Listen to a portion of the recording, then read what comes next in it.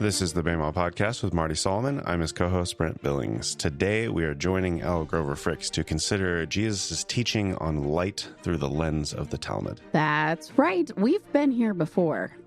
This is nothing new. This is just a little extra sheen, little different perspective. There's nothing new under the sun, Elle. Well, okay. So I've heard. Count me chastised. Bummer. Yes, that's how you're supposed to take that. Thank you for interpreting my words correctly. Excellent. Just be in your corner, be sad, and that's the right tone for the episode. Perfect. Good. Okay, so we've got this text which says we're the shining rays of the universe, a bustling city laid upon a hill which cannot be concealed. Marty, can you refresh our memory about episode 94, just in case it's been a while? There's great teaching on tells. Can you tell us? Oh, that was a younger version of me. Let's see. Got to make room for the pun, though. Can you tell us about tells? There it is. Okay. I will tell you with one L.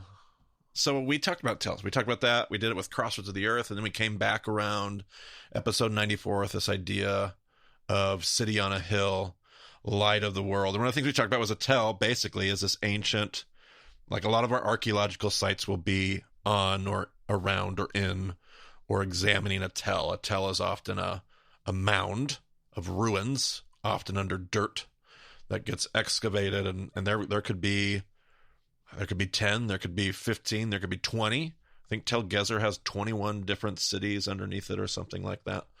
There'll be all these cities, one built on top of another over the course of centuries or thousands of years. And you build a city in the same spot because it offers you the same things. So you're not going to go to a new chunk of real estate because that's valuable. You use that for farmland.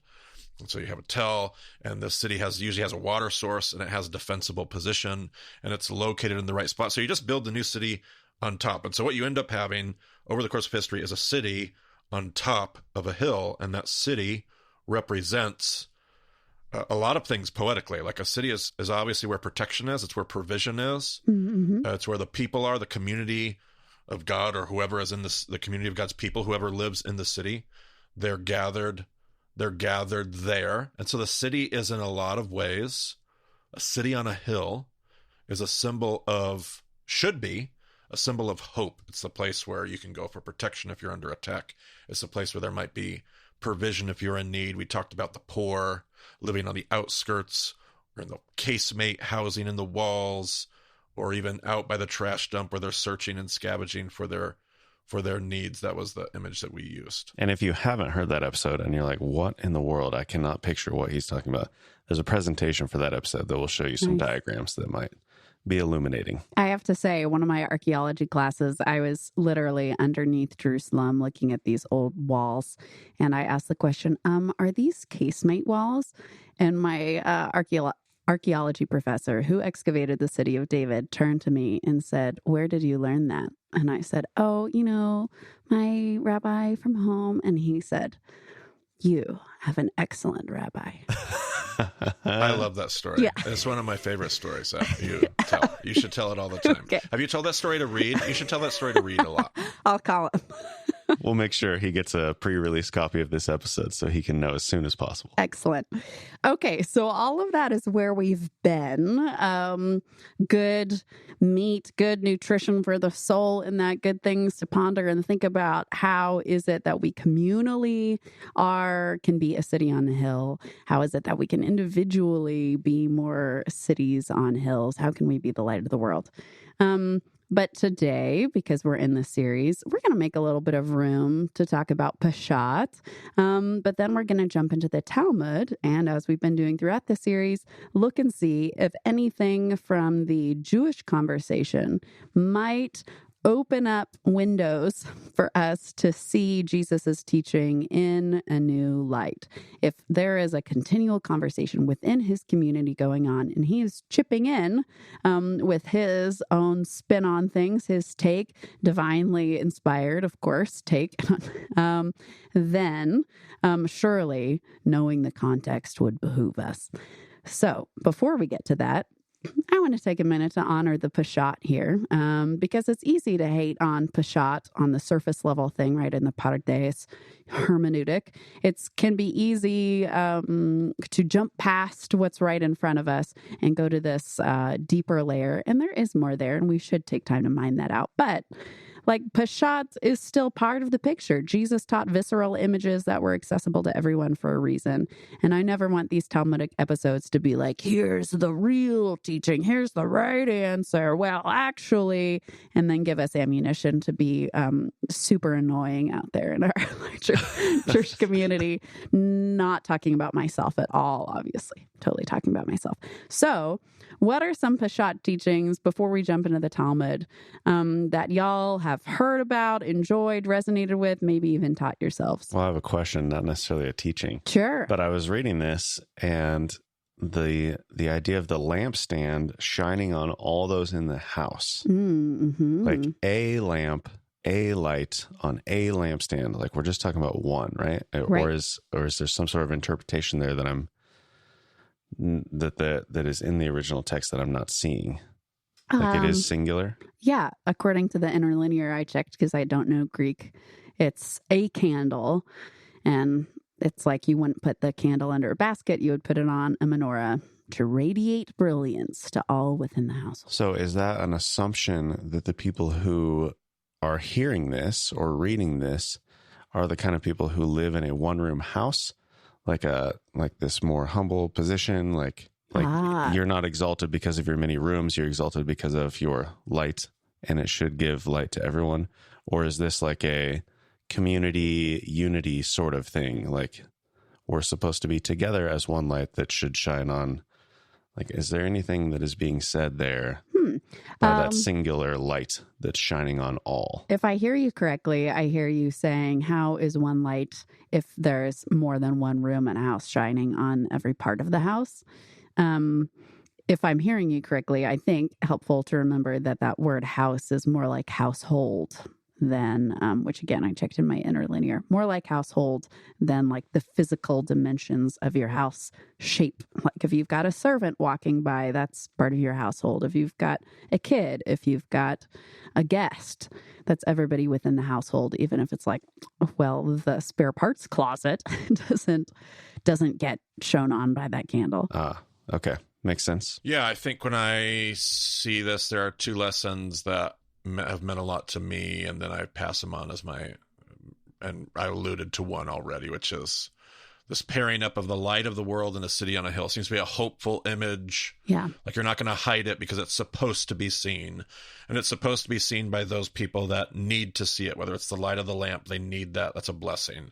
So similar to the mustard seed parable, or like it's this idea that you're going to be blessing others and that you are the hope of others, and you should be there on purpose, which kind of leads to the second teaching that I've done out of this before.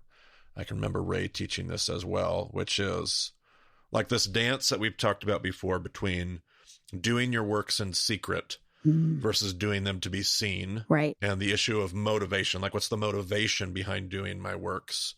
But it's not that I shouldn't it's not that my good works are a private matter, because Jesus says here, let them be seen, so that when people see generosity, good deeds, hospitality, love and grace and compassion and forgiveness, when they see that, they'll see God and they'll point their praise in the right direction. So that's probably the other thing that I think of. Lovely. And going back to what Elle just said about the household idea rather than the physical structure, but the people in it, that light should be something to be seen by all kinds of people, whether it's family, whether it's kin, whether it's, neighbors or Romans or whoever. Your neighbor's goats. Yeah. Just sure. hypothetically. Yeah, hypothetically. Boy, by the time this episode comes out, if that is still a problem, my goodness. Thoughts and prayers. Oh, man. Okay. Well, here's my little Peshat thing to throw in. Y'all know I have a mental health background, right? Especially behavioral health. So just to throw in the pot, again, this isn't the answer, just another thing that I find cool and helpful. And originally part of Jesus's design, right, is throwing out these images and different people are going to connect with them in different ways. And it's a post-do and gender community conversation. Okay, so light, here's my pashat. Light is incredibly important to well-being of humanity, specifically mental health. Actively viewing light, including and especially morning light, is one of the pillars of mental health. Something I've heard you say many times, Elle. So I believe you. You're not just saying this for the episode. This is something that is in the core of who you are. Oh, dear. At least the outskirts of the core, perhaps. Hopefully not like put it on your gravestone. Well, sure. Oh, boy. Now I have to rethink my life. But I'm picturing your gravestone right now, like just the epitaph. She woke up early to see the morning light. Well, I would actually be totally fine with that, as long as it's not like... You do that. Yeah. A link to the J store, like, would be not as good. Okay, or any other academic text library. When you do get up in the morning to see morning light, your body releases, number one, dopamine, which gives you a sense of purpose in the world. Light also activates norepinephrine, which makes us alert and helps us to form and retrieve memories. And it also releases epinephrine, which makes us feel alive and helps us navigate stress. So, therefore, this is the fun part. If light increases the flourishing of nature and humanity in these ways, just maybe we, as people of faith, as followers of Jesus, are supposed to or are invited to also engage with folks' mental health. By being around us, folks just perhaps ought to be provoked or activated toward a sense of purpose, toward a sense of memory, very important biblically, a sense of aliveness, feel competent to engage with stress. And that resonates with me thinking about leadership specifically, which can be in ministry or career or family, leadership in all sorts of domains. But if we're supposed to be a temple of God with God's Spirit dwelling within us, causing others to draw in closer to God in relationship and worship, does being around us diminish other people's unique sense of purpose because we're tying them up in our own towers of Babel, or are we activating others toward what God has made them to do? Are we trying to steer people away from their memories and they find themselves struggling with like, hey, weren't we supposed to be doing this, but now something different is happening? Or are we guiding people back to their memories of what God has been doing in and through them? Number three, when we're leading or engaging people, do they feel more numb and drained around us, or do they feel more alive? And then finally, are we causing stress, or are we helping folks navigate their stress? Right? Dichotomy between light and darkness. How are we showing up in our communities, whether we're leaders or not? Is it something that embodies light or darkness? I love that on multiple levels. One of the reasons is it feels like it fits so perfectly with what set this up, which was the Beatitudes. And this potential dance between those who experience suffering and then those who are trying to minister to that suffering, but from the poor in spirit and the grieving and the mourning and the hunger and thirsting versus those people that are caring for those. Like that would fit perfectly with what you're describing. It would be like the perfect prompt for this picture and an image. And the other thing I think of is the teaching of like Ayin Tova and Ayin Raya, the idea of light and darkness. Again, the idea of a lamp. The eye is the lamp of the body. And everything you're saying, those 4 or 5 items that you listed, that's really the spirit of generosity. Right. It's the spirit of a positive eye, a good eye, hospitable eye that would lead to more life. Right. And if that light in you is light, how great is that light? If it's darkness, how great is that darkness? That checks out, Elle. Cool. I don't know whether Jesus was cognizant in his humanity of the words dopamine, epinephrine, and norepinephrine, but, you know. Yeah, but did they even need to be? Because they didn't have all these other things to distract them. They didn't have phones. They didn't have all these artificial lights. Like they could light a candle or whatever, but, you know, I mean, obviously we're talking about lamps and candles here right now, but in general, their world was, you know, ruled by the sun, and most people just just did that. Right. Which Probably knew this instinctually. Yeah. Right. Which leads to my next point, which is that all devices are of Satan. Just kidding. No. Repent, God's at hand. Throw your technology in the dumpster. That would be unfortunate for the Bema podcast since we're connected to a lot of technology. Let it be known. Episode 401, the downfall of the podcast.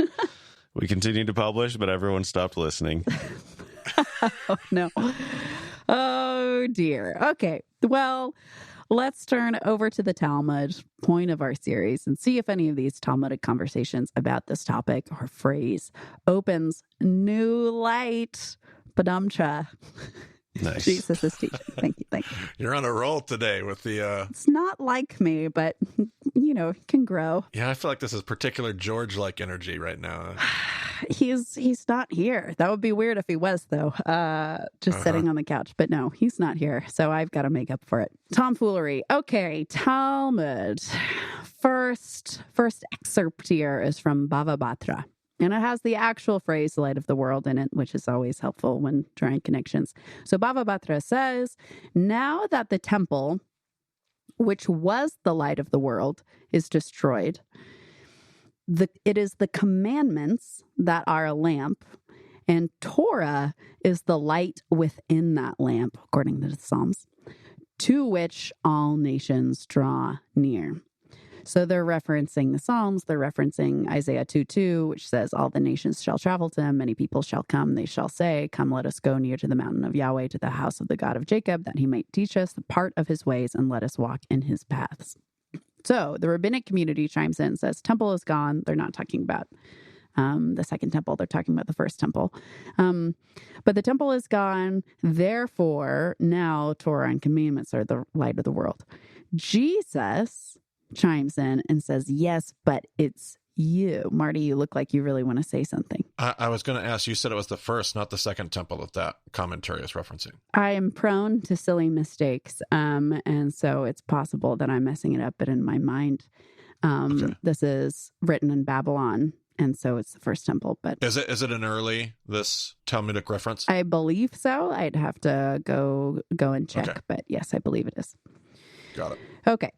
So if Torah, commandments, temple was the light of the world, now Torah and commandments are the light of the world. Jesus chimes in and says, yes, but it's you. I don't think Jesus is chucking temple out, or Torah and commandments, of course.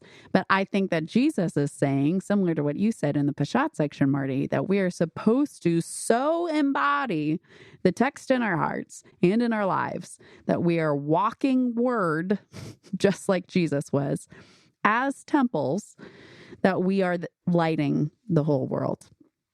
So do we have the text in us? Are we walking the text out, Jew or Gentile? Do we have a rule of life that guides our feet? Rethinking about the tell, therefore, at the beginning, does the way that we walk out Torah as Gentiles, for those of us who are Gentiles, draw others toward us? That they say, wow, we want to learn what they're up to. We want to draw close and take shelter and all the other things that you go to a city for. Or does it chew other people out and cast them away? Potentially, are we building that on, not to give tradition too much of it, but are we building that on the traditions of our fathers? Right. As well. I think of the tell, I might be taking the metaphor too far, but I think of the tell being built in the same place, city upon city, experience upon age, era upon era, like we stand on the shoulders. That's so good. It's a city. Anyway. Yeah, no, I like that. Reminds me of Isaiah where it says listen, you who would pursue righteousness, I think, look to the quarry of Abraham and Sarah, your mother. Isaiah 55, I think. Yeah. It's not 55. Somewhere in there. Somewhere around there. It's definitely third Isaiah. Yeah. Or the third section of Isaiah. Either way. We just did Isaiah, so. Oh, boy. Who cares? Who cares? Yeah, we're done with Isaiah. Why are you bringing it up? The last third of the scroll, however you want to think about that, whatever. Okay, but temple, we then, of course, Paul is going to agree with that as well. We are the temple. We carry that light is Torah and commandments. Which is such a dominant part of the New Testament conversation, theology, that spans more, like, I just continue to be, and now you've just brought Matthew potentially into that circle and ring, Right. which I haven't included, but it's Peter and it's John and it's Paul. Right. Now it's Matthew. Like, I feel like that must have been a theme that resonated. It wasn't just a teaching point of Paul's, but it was something that they caught up. Like, they got caught up in this apostolic community. Right. Which makes sense because in the wake of suffering or unexpected turns in the story, it's a great chance to be like, wait. Okay, if I thought this was it, this was everything, and now it feels less like that might have been so in its form that it was in. What does that mean now? Which is an accessible moment for many of us in our journeys.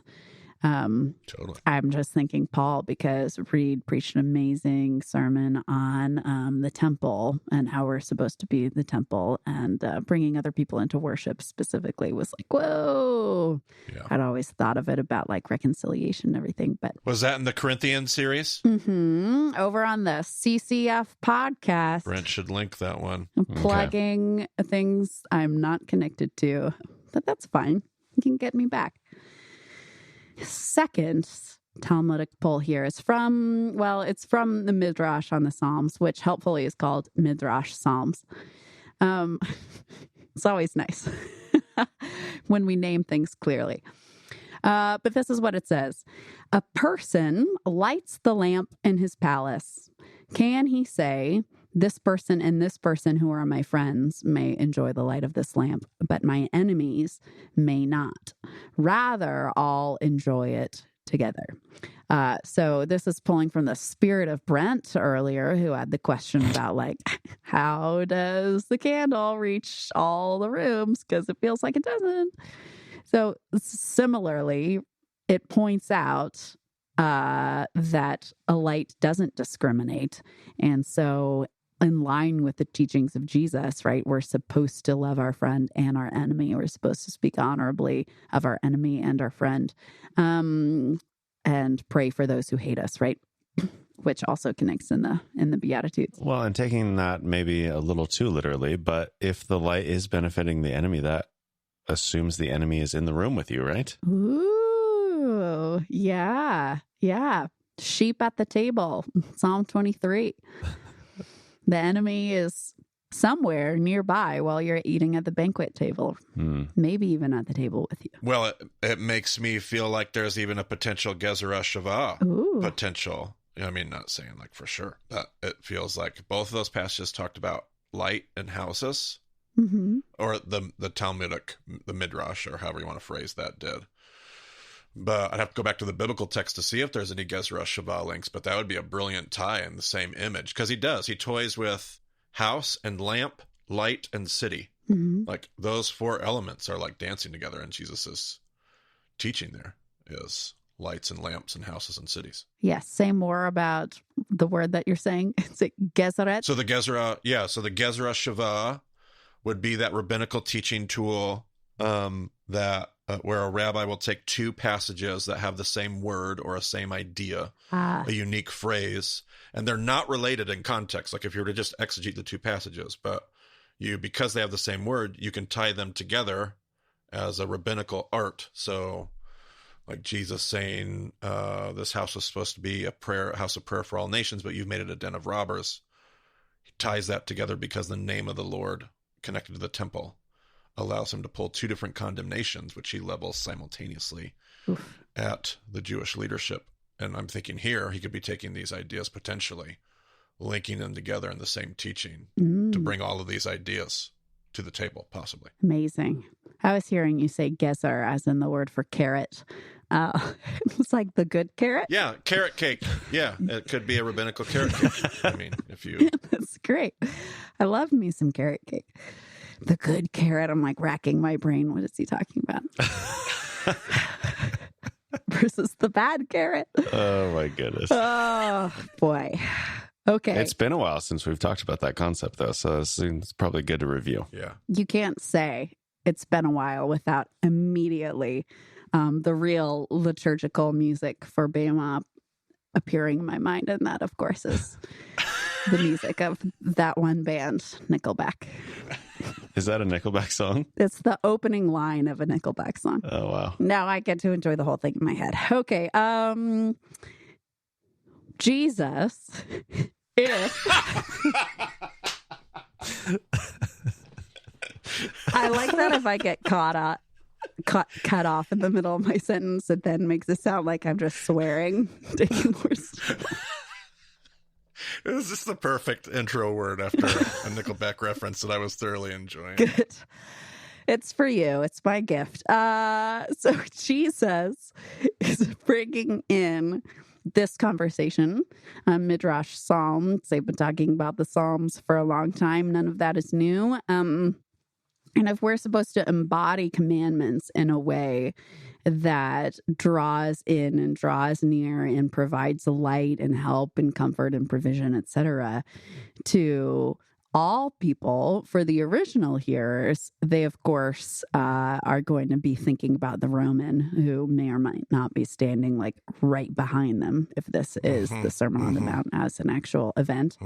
But for us, especially in 2024, as an election year, for us, that might look more like, oh, how should my embodying of the commandments look exactly the same when I'm talking to this person versus someone who voted for that person? If we don't activate and enlighten and warm one group, and then Jesus doesn't say, but when you see an enemy, smash them into the ground and show them how stupid they are with our incredible apologetics, which a bunch of us were raised that way. I was raised that way. Maybe not the smash into the ground, literally, of course, but like just be ready at any time, because you got to show them that they're on the wrong side of the Lord. And that's actually kind.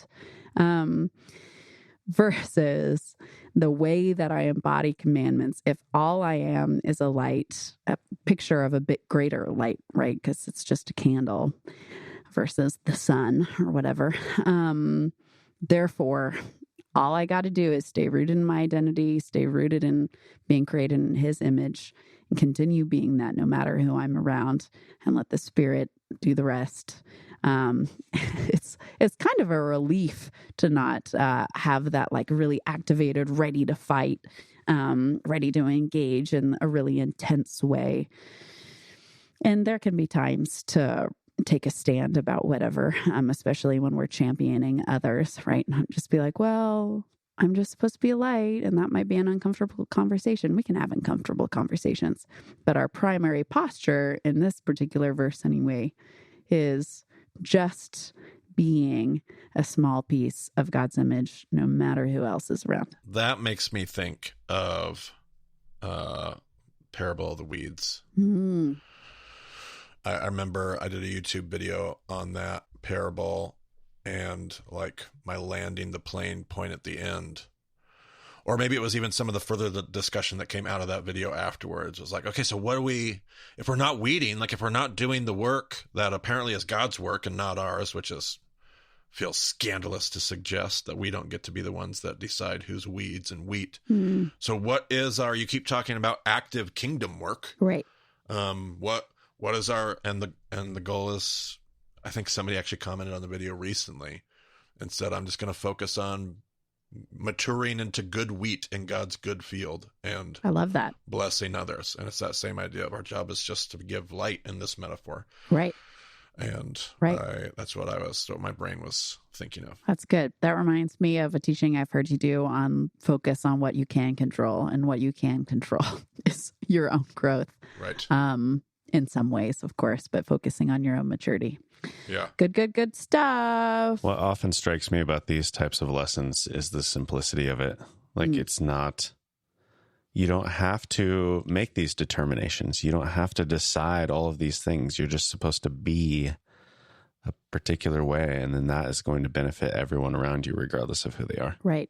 Which in our society can be pretty sketchy sounding, either because it sounds like woo-woo, just chill out, man, or because we literally like to have things to do and a checklist to make and mark them off, and hearing like it's not about how you're slamming your opponent into the ground, it's about how you're just the posture that you bring into the world, can be challenging. Yeah, I was thinking more of like the gray areas of like, oh, is that person like what they're doing seems like it could be wrong, but also it's doing this, so maybe it's okay. And it's like, there's no burden of trying to figure all that out. Like that's God's job. Right. My job is just to be the light or to grow into good wheat or whatever. Right. Right. Which, of course, it's totally possible and to swing to the other side with the pendulum and land in the other ditch, which is like there's injustice going on around you. And you're like, I'm just here to be a light, man. Yeah, sure. Right. This is not the whole picture of what we're supposed to be doing, which we're about to look at in this last thing. So we get to wrestle with our own agency here, playing both sides of that path, that pendulum swing. In Tanchuma, it says in Numbers that the Israelites said, Lord of the world, you are the light of the world, and the light dwells with you.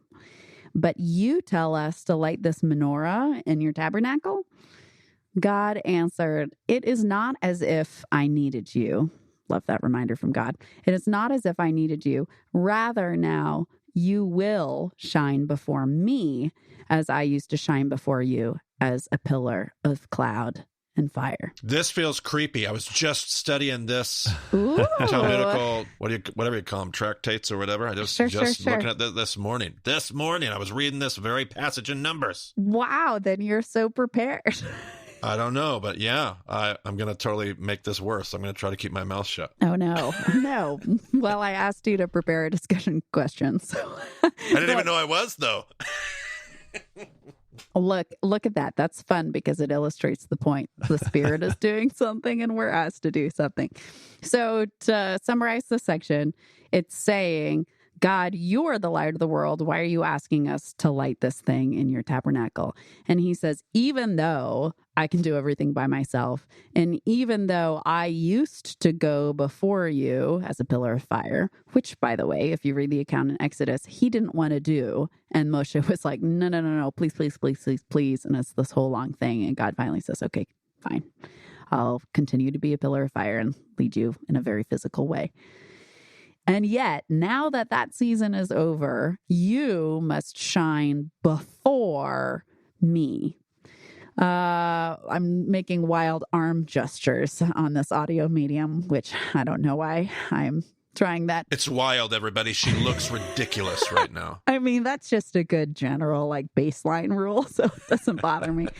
But to me, this highlights the importance and the discomfort with human agency, because we are more comfortable as followers of Jesus when God tells us exactly where to put our feet by sending these pillars up ahead of us. And it's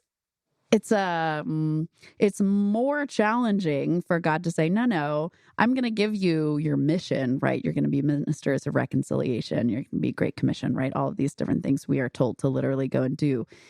And he's still lighting our way and being the king of his kingdom, of course. But now he has also empowered us by the Spirit, clothed us in power post-resurrection, Luke 24. And we, according to this, and Jesus, are the thing that is doing the shining now. We are the shining. Cue Jack Nicholson GIFs. That's not a pre-planned joke, which is why it's not great. Just being honest.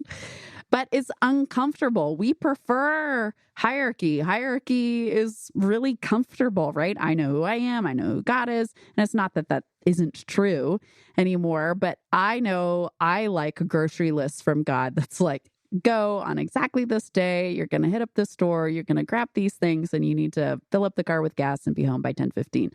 But normally, instead, God has said, you're my kids. I'm going to provide your needs to do this task that I've asked of you.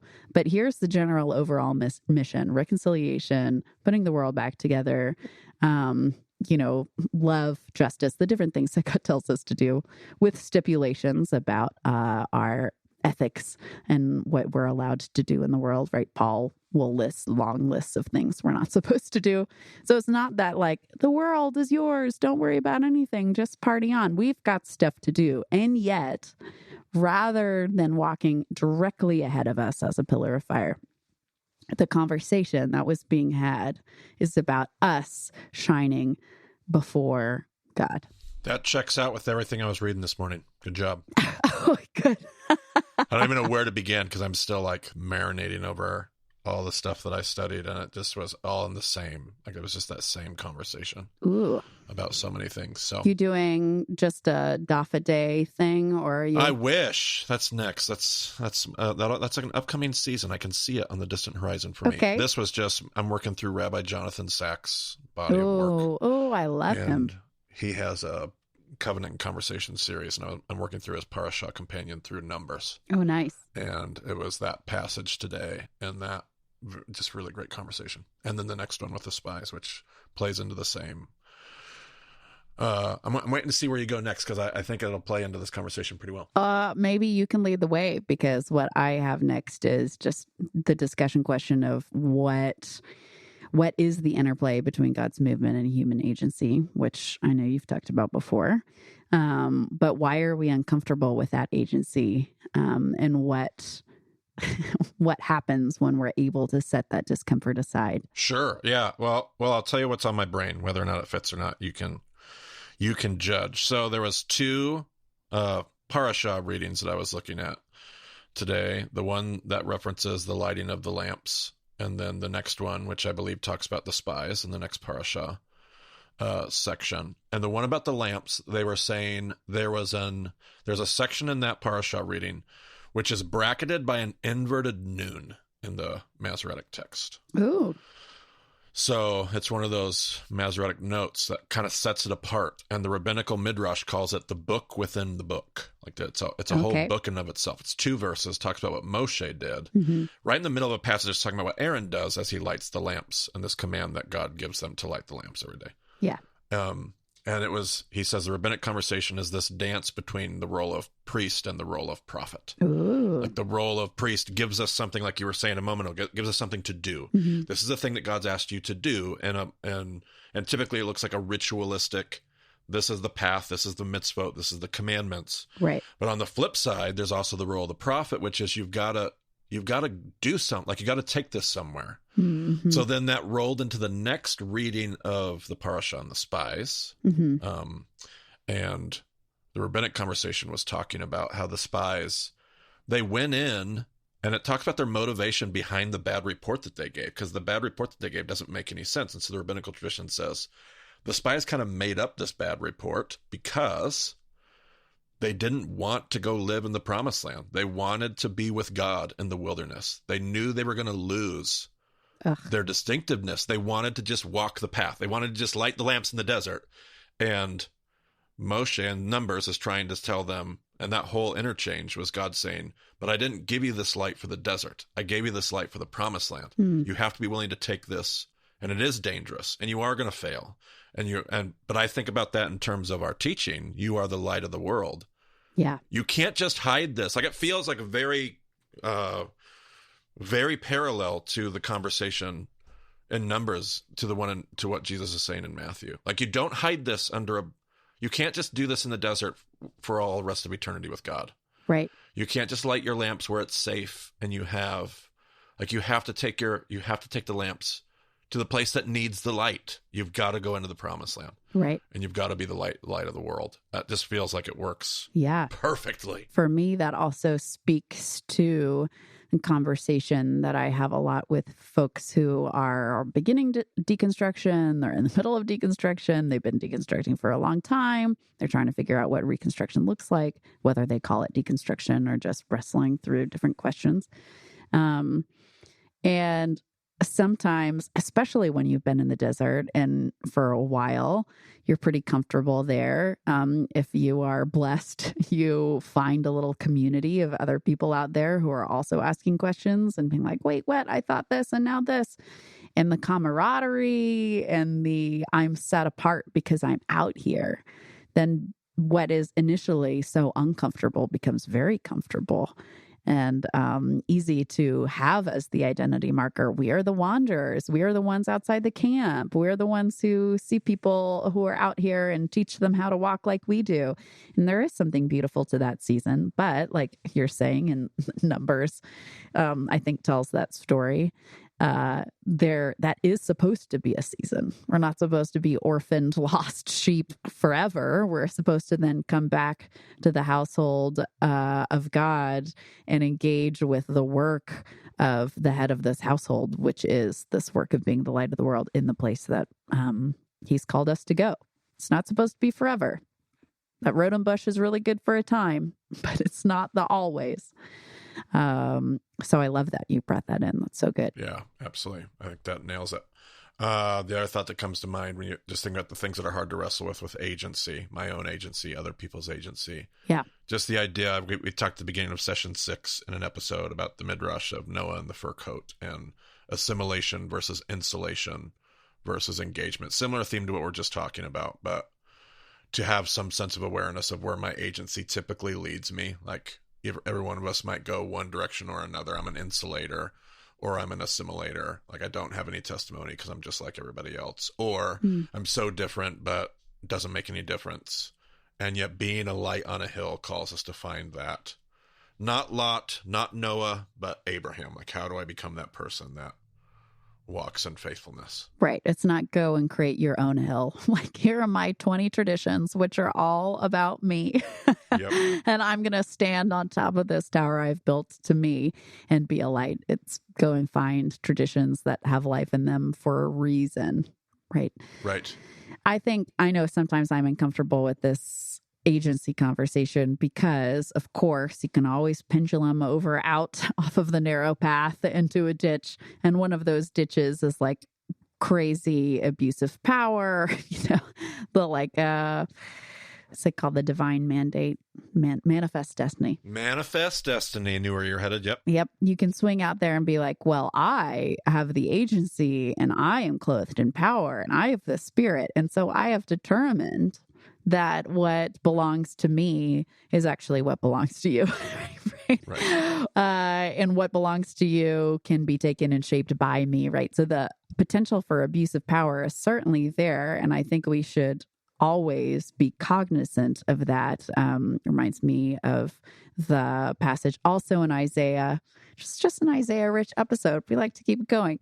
Rulers will rule with justice. Right. Yeah. And the ruling isn't the point. The justice is the point. Right. When light is first mentioned in Genesis, it's first just created and just is. And then later it says to rule the day and the lesser one to rule the night. But the point isn't like, ha, look at me. I am so high. I am good. The point in Isaiah is the justice happening. So if we're ever like, God has given me these gifts and boy, oh boy, am I going to exercise them. We've missed our target. But on the other hand, if we say, oh, I don't have any agency, of course, nobody ever says that line, but it looks more like, oh, I'm just, serving God in the little corner I'm given. And that looks like just very diminishing language about our imagination of mission, our imagination of our capabilities, even though we have the Spirit given to us. That's for those people. They're the protagonists in God's story, when in fact God's story continually tells us that God likes to pick people who aren't the protagonist, right? He picks the Jacobs rather than the Esau's. So for some of us, the conversation about what does it look like to be the light before God, the menorah, looks like, hey, are we actually shining? Let's check our fruits, right? Going back to that Peshat teaching. Are we like, haha, yes, I'm reigning and ruling. And we need to scale back and think about justice and think about our fruit.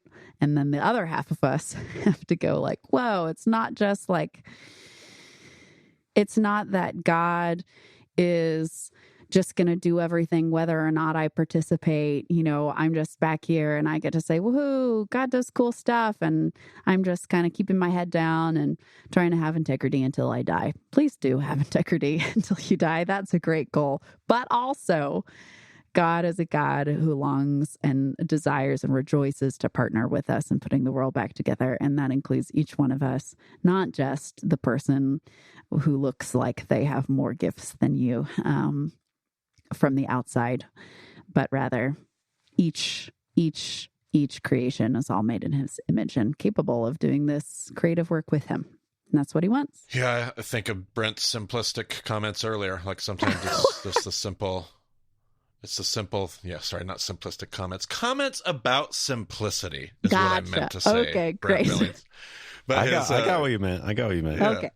His comments about it's just as simple as blessing people. Like that should be, because if we struggle with the whole manifest destiny approach, we're really not blessing people. Like we're really exploiting. We're commodifying people. And if we're just sitting back, we're not blessing people either. Right. Like it really is this simplistic idea of blessing everyone, being a light to everybody in the house, enemies, friends, right, being a positive presence in the world. And I kept thinking of that as you were saying that. It's good. Yeah. I think like there's a fear for me sometimes of like, well, what if I get it wrong, or what if I do it wrong? Yeah. It's like, well, I'm not really seeing a whole lot of biblical characters who were particularly concerned about that. I'm thinking like, or that did it right all the time. yeah, no, of course. It's just like they're charging ahead, and then sometimes you kind of get taken up on a mountain and rebuked, and it's like, oh, you think you're the only one? Okay, well, let me show you. There's all these people, like, but there's you can redirect that energy, but if you're not putting any energy into it, if you're just stuck in this world of fear and never doing anything, then you never have a chance to get it right. Right. And even that getting rebuked on the mountain, which sounds terrifying, and I'm sure it was for Elijah, leads to an incredible revelation of who God is, right? And a relational encounter that he would have never had if he just stayed under his bush getting fed by angels until he died. Exactly. Preach it. All right. I'm good. And it's when we marry that blessing of Abraham, this mission given to Abraham about blessing, serving all nations, with that idea of agency and what does it look like to rule well, that Isaiah 58, then your light will shine like the dawn and the wounds will heal and God will walk before you and the glory of the Lord will protect you. So, got to bring it back to light before we hang up the phone. Got to bring it back to Yeshayahu. That's Isaiah, for anybody that needed that blank filled in. I assume this comes out of your Hebrew lessons. No. No? I was like, no, please, no. That did not teach him that. I mean, the best Hebrew accent is one that's also like deeply Southern. So, absolutely. Absolutely. I just got back from Louisiana, everybody, so You're still feeling the Southern accent. The wonderful Louisiana accent. That's great. Well, I suppose we call it quits here. Brent, we've now been equipped with, Elle sharing us this Talmudic wisdom.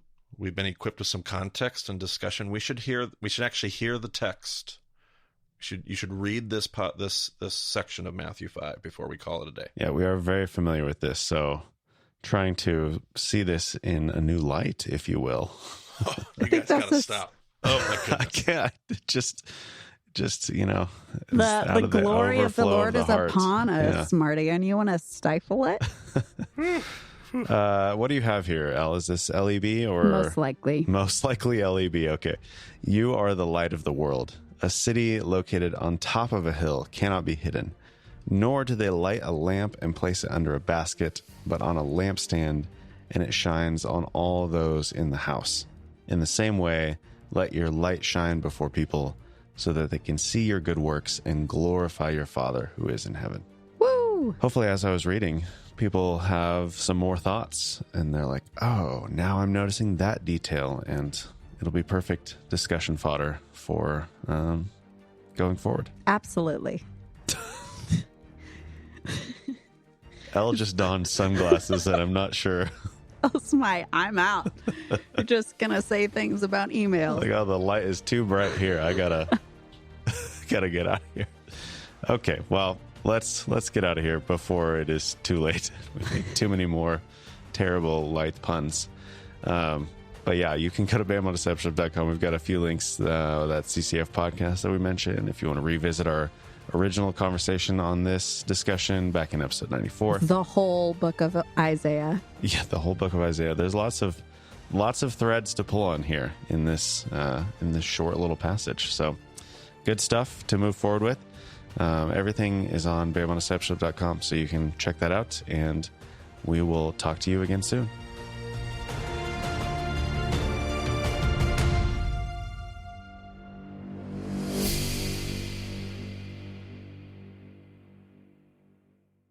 Well, rather than just fading to black, let's return to this passage we know so well and listen to it one last time. Not one last time. This is it. You can never open it again. Once again, episode 401, the end of the